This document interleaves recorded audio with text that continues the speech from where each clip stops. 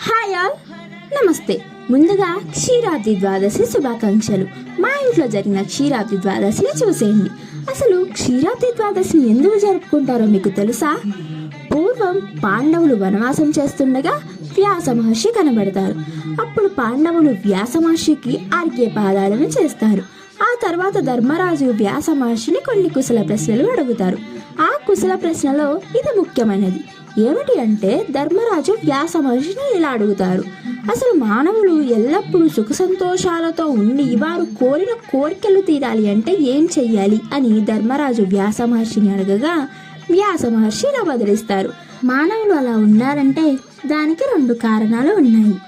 ఒకటి, కార్తీక శుద్ధ ద్వాదశిని చెయ్యాలి. రెండవది, కార్తీక పౌర్ణమి చెయ్యాలి.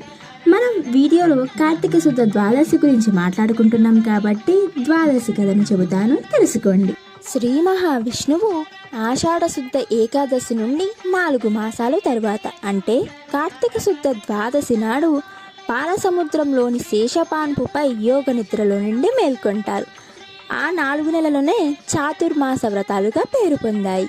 అందుకే ఈరోజు అంటే శ్రీ మహావిష్ణువు యోగ నిద్రలో నుండి బయటికి వచ్చిన రోజును క్షీరాబ్ది ద్వాదశిగా జరుపుకుంటారు. అందుకే ఈ రోజున అంటే క్షీరాబ్ది ద్వాదశి నాడు తులసి చెట్టును ఉసిరి చెట్టును కలిపి పూజిస్తారు. తులసి చెట్టును లక్ష్మీదేవిగా, ఉసిరి చెట్టును శ్రీ మహావిష్ణువుగా కొలుస్తారు. అలా అని ఈరోజు ఎవరైతే క్షీరాబ్ది ద్వాదశి జరుపుకుంటారో వారు కోరిన కోరికలు తీరి వారు ఎల్లప్పుడూ సుఖ సంతోషాలతో ఉంటారు అని వ్యాస మహర్షి బదులిస్తారు. And subscribe for the most interesting videos. Bye guys.